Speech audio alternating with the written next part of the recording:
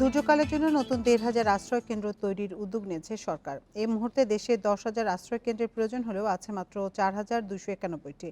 দুর্যোগ ব্যবস্থাপনা ও ত্রাণ প্রতিমন্ত্রী জানিয়েছেন, নদী ভাঙনের ক্ষতি কমাতে নতুন আশ্রয় কেন্দ্রগুলো ইস্পাতের কাঠামোতে নির্মাণের পরিকল্পনা হচ্ছে। প্রতি বছর ঝড়, বন্যা, জলোচ্ছ্বাস সহ নানা দুর্যোগের কবলে পড়ে দেশ। এ সময় দুর্যোগ এলাকার বাসিন্দাদের ঠাঁই নিতে হয় বন্যা সাইক্লোন শেল্টার সহ বিভিন্ন আশ্রয় কেন্দ্রে, কিন্তু চাহিদার অনুপাতে তা পর্যাপ্ত নয়। ২০১৮ সাল পর্যন্ত দেশে আশ্রয়কেন্দ্র ছিল ৪,০৭১টি। ২০১৯ থেকে ২০২০ সালের মধ্যে নির্মাণ করা হয় আরও ২২০টি।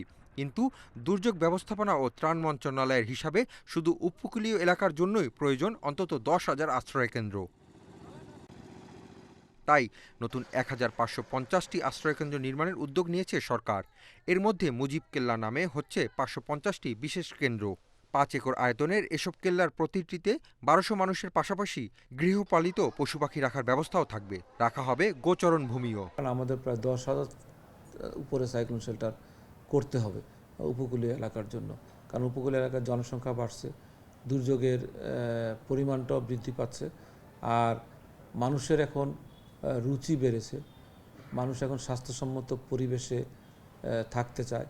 এদিকে চলতি বছর বন্যায় বিভিন্ন এলাকায় আশ্রয়কেন্দ্র পানিতে বিলীন হওয়ায় ভবিষ্যতে ইটের পিলারের পরিবর্তে স্টিলের কাঠামোর ওপর নতুন কেন্দ্রগুলো নির্মাণের পরিকল্পনা করা হয়েছে। প্রতিমন্ত্রী বলছেন, এতে সহজে এসব কাঠামো সরিয়ে নেওয়া সম্ভব হবে, কমবে ক্ষতির পরিমাণ। এ ধরনের নতুন ১,০০০ আশ্রয়কেন্দ্রের নির্মাণ কাজ ২০২১-২২ অর্থবছরে শুরু হবে বলে জানান তিনি। বন্যা আশ্রয়কেন্দ্র যেটা নদীর ধারে, সেখানে আমরা এখন চিন্তা ভাবনা করছি যে আমরা রিমুভেবল প্রিফেব্রিকেটেড স্টিল স্ট্রাকচার করবো, যাতে আমরা যদি দেখি ভাঙ্গন কাছে চলে আসছে তখন সেটাকে সরায় অন্য জায়গায় নিয়ে যাওয়া যায়। আগে শুধু দুর্যোগকালের জন্য সাইক্লোন শেল্টার তৈরি হলেও নতুন আশ্রয় কেন্দ্রগুলো বহুমুখী ব্যবহারের সুযোগ রেখে নির্মাণ করা হচ্ছে বলেও জানিয়েছেন প্রতিমন্ত্রী। কম্পিটিশনে আসতে হবে, quality. Hasib Mahmud Shah, independent news, Dhaka.